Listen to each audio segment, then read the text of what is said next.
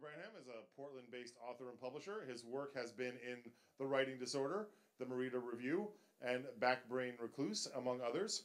He is the founder of GobQ Reprobate Books and publishing editor of Gobshite Quarterly, a multilingual magazine of prose, poems, essays, reasoned rants, etc.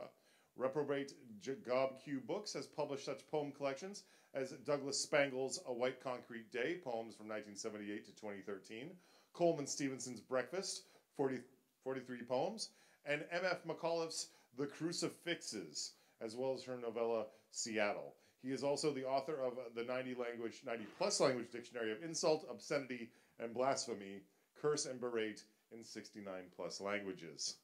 Let's welcome them up to the stage, R.V. Branham.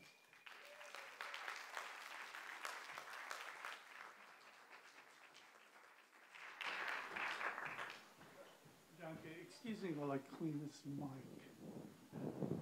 Oh, good. Actually, it's curse and berate in 69-plus languages, a 90-language compendium of insult, invective, obscenity, blasphemy, and political speech. You can tell people to cunt off in up to 90 languages. Okay, onward. Enough of words, actions speak louder than action now. Observe all.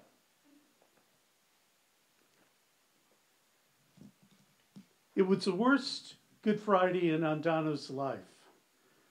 Joey the Ears Andano was in a private suite, in intensive care, facing a hallway lined with Jasper John's flags, an Andy Warhol Mao, and a Piss Christ in Cedar Sinai's cardiac ward, awaiting his new heart, listening for its arrival, listening for the prepping, for the anesthetist to turn on the ventilator, for the slitting of the donor's chest.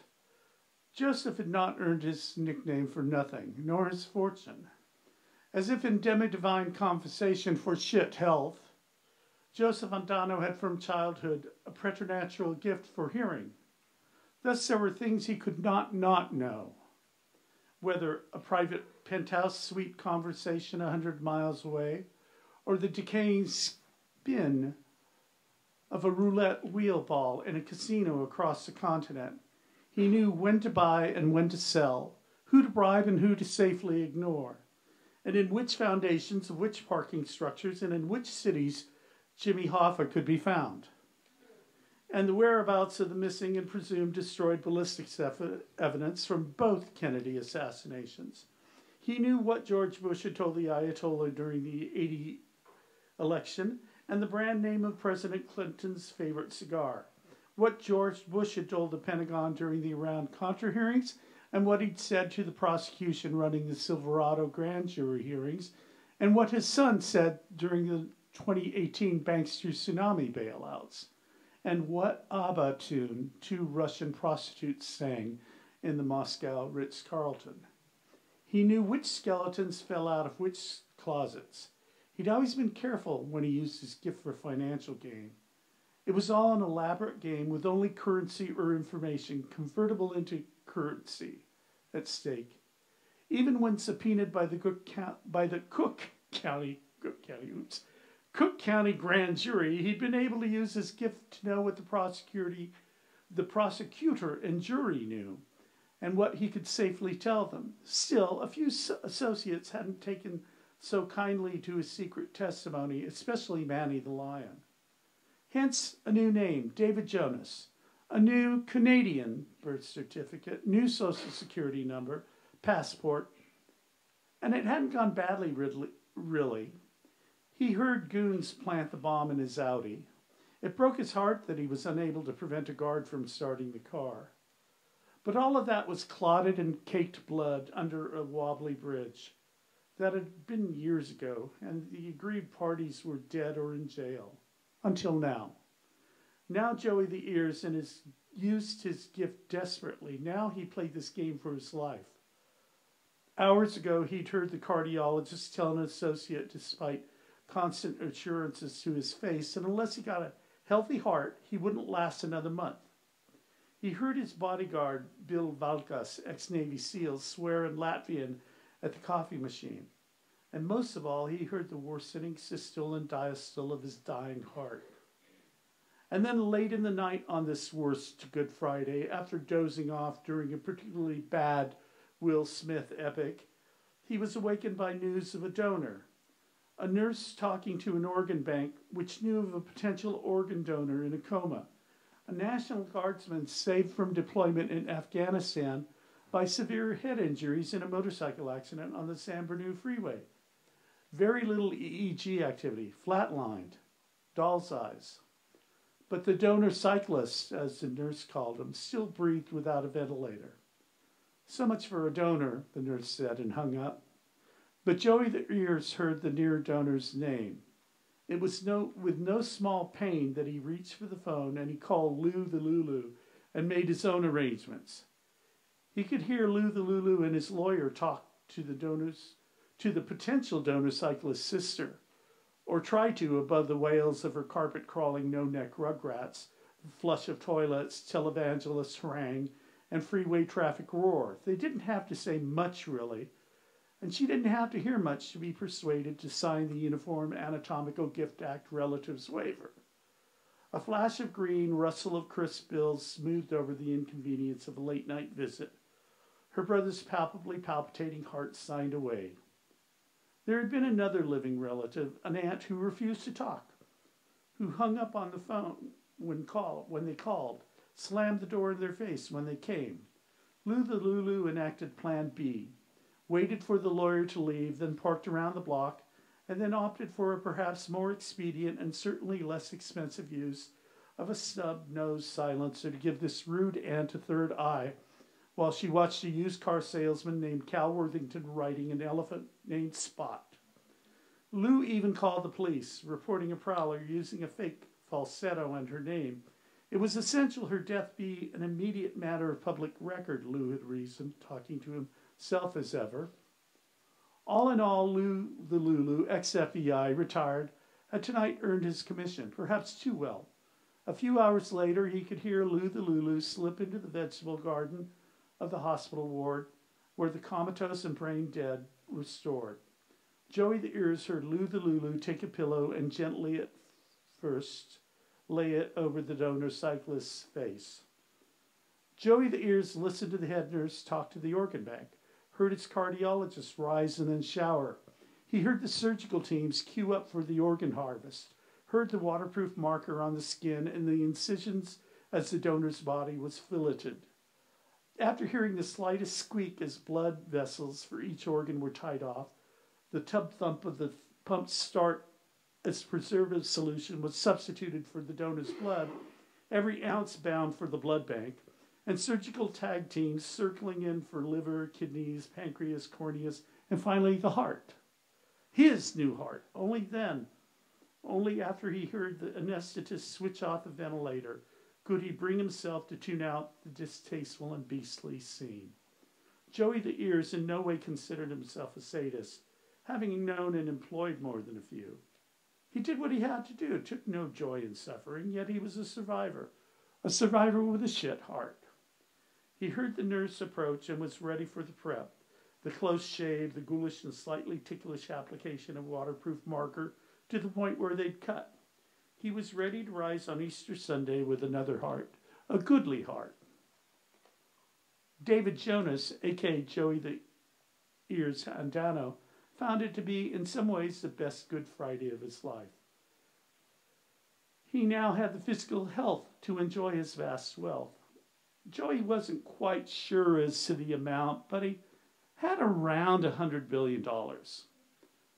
He had that very morning attended the 6 o'clock mass, though he wasn't a believer, and lit a candle for his parents, and then jabbed at a hard-boiled egg and sipped grapefruit juice at the country club, which he owned. An item in the newspaper caught his attention. Manny the lion had died of a heart attack while in prison. Joey smiled and felt bad about smiling. Too bad Manny hadn't had a donor. He then pursued his true faith on the golf course with his former cardiologist, who remained astonished by his health. And Joey thought of trade-offs. If his preternatural hearing had now faded to the normal range, well, it was the price to be paid. An army of bodyguards helped ensure his safety, extra ears, armed and licensed. He was safely ensconced in his Palm Springs estate, his fortress of solitude. He had managed to pull his money out of the stock market before the Asian currency crisis and subsequent shakedown, and diversified his holdings, and diversified them yet again a few years back. As his gift receded, his financial instincts, honed by years of harvesting and managing his wealth, took over. Still, he found it odd that his former cardiologist, that Lou the Lulu, who'd been evasive lately, that his lawyers failed to hear things like the beating of a heart or distant drums. A visit to an ear, nose, and throat specialist had found everything in fairly good order, other than a whole lot of earwax. That was last week. And this morning, his former cardiologist and current golf partner couldn't hear an approach of beating drums. And Joey became upset and shouted at his former cardiologist, and wildly clutched at him, shouted that he had to be kidding about not hearing the sounds. With that, his former cardiologist became his former golf partner, shouted back that Joey should see a shrink, pulled free and stormed away. Again, not an hour ago, Lou the Lulu denied hearing it too and excused himself. Had the entire damned species gone fucking insane? Or was this a scheme to drive him mad, get conservatorship over his fortune? He was in his greenhouse. He was transplanting a root-bound fern to a larger pot. Joey heard the door open and turned briefly, saw Lou the Lulu with someone he could not quite place. He excused himself a moment and returned his attention to his fern. Suddenly Joey heard the pillow, ever so gently as it smothered his heart's original owner, the brain-dead donor cyclist. And then he heard the puff of the bullet as it left Lou's snub nose and murdered his donor cyclist's rude aunt. Joey was appalled beyond belief. And then this stranger and Lou looked at Joey, and Joey knew that they too heard the pillow, the heart, the bullet. Both Joey could not at the moment hear what they were saying. Though he saw their lips open and shut, he could not. He then remembered where he had seen the face he couldn't quite place, now brought to him by Lou the Lulu. It was Manny the Lion's son. Or wasn't his name Leo? He told them to go to the wet bar by the pool to go get themselves drinks. Manny the Lion's boy replied by poking a gun into his ribs and uttering disparaging remarks. He asked Manny's boy to put the gun away, told him that putting a hole in him wouldn't bring Manny the Lion back. And Manny's boy laid into him with the handle of a gun, knocked him over and made him knock over his freshly transplanted fern, which fell to the ground, its clay pot crashing. And he knew this was his Good Friday, this was his garden, and he clung himself at Lou the Lulu and gave him a traitor's kiss. The greenhouse gas shattered. Was it an earthquake? Perhaps not El Grande, perhaps subsidence. And Joey heard the pillow again and again as it smothered his heart's donor cyclist, and he heard the muffled shot as it formed a third eye to death in his donor cyclist's rude aunt's head. And slivers of blades and blades of window pane slivers came down, and Lou the Lulu stood there as they'd stabbed into the palms of his left hand, of his right hand, and impaled his feet. Leo's boy had been in the midst of pulling the trigger as slivers cut into his carotid. The gun itself fell into a rose bush. The discharged bullet shot a wing from one of the circle of plaster putti and ricocheted into Lou the Lulu. And another slit Joey's chest. And Joey Andano felt ice crystals burst in his chest and looked down to see his shirt bloom as his ribs parted, saw the heart in his chest leap forth into the blue donor cyclist desert sky.